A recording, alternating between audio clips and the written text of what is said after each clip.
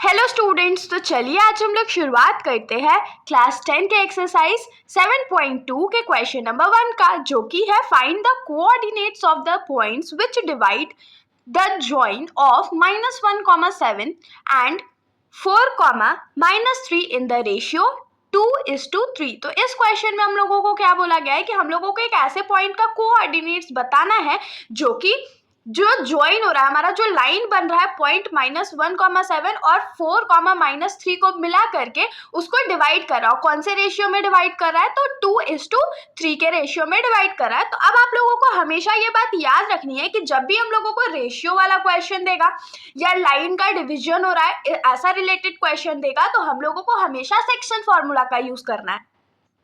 तो अब आप लोगों के दिमाग में होगा सेक्शन फॉर्मूला, ये तो हमने पढ़ा ही नहीं।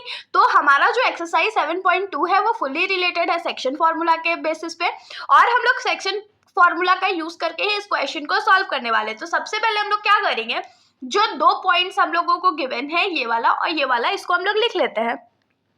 तो पहला पॉइंट हमारा क्या है, -1,7, और दूसरा पॉइंट क्या है, 4, -3, और इन दोनों को ज्वाइन करके एक लाइन बनाया गया है। मान लीजिए कि ये लाइन जो है वो ए बी है, ए के कोऑर्डिनेट्स ये हैं, बी के कोऑर्डिनेट्स ये है।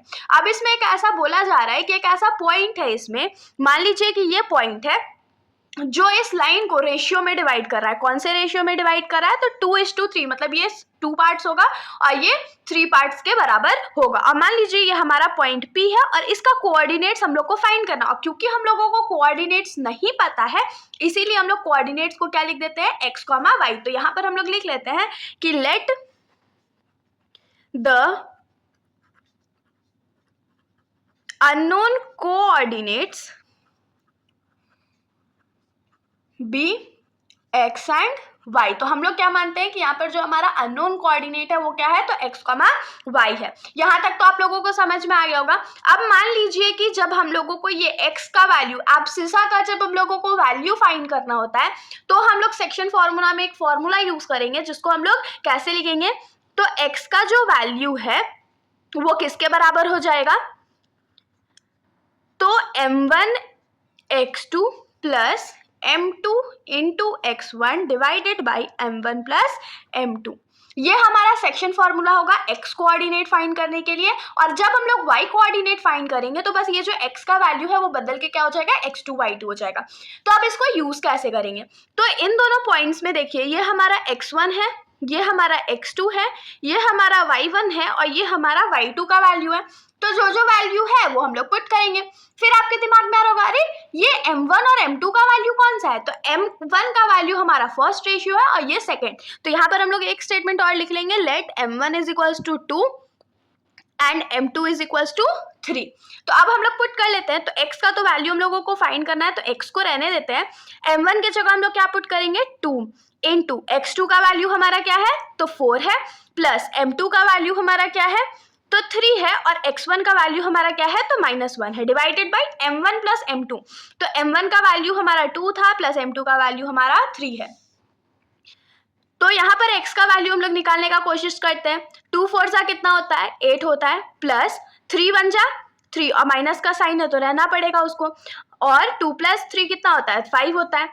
तो 8 प्लस माइनस -3 हो गया और ये 5 हो गया। तो 8 में से 3 जाएगा तो क्या बचेगा, 5 बचेगा, 5 और 5 कट गया। तो यहाँ से हम लोगों को x का जो वैल्यू है वो कितना मिला, तो 1 मिल गया। यहाँ तक तो होप्स आप लोगों को कोई भी दिक्कत नहीं हुई होगी।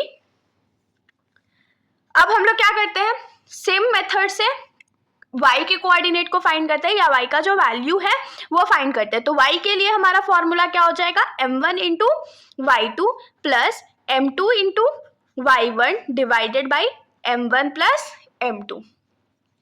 अब m1 का वैल्यू तो हमारा 2 था, इंटू y2 का वैल्यू हमारा क्या है,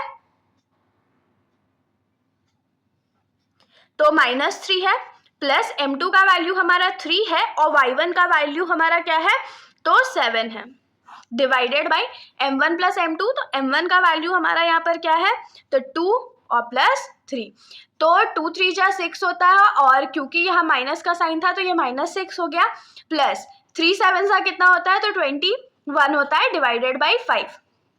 तो 21 प्लस में और 6 माइनस में, तो प्लस माइनस क्या होता है, माइनस होता है। तो 21 में से अगर 6 चला जाएगा तो हमारे पास क्या बचेगा, तो 15 बचेगा। अब नीचे 5 है, इसको कट कर देते हैं, तो यहाँ से हमारे पास y का जो वैल्यू है वो क्या मिला, तो 3 मिला। तो अब हम लोग अपना लास्ट स्टेटमेंट लिख लेते हैं। तो हम लोग क्या लिखेंगे यहाँ पर कि therefore the point which divides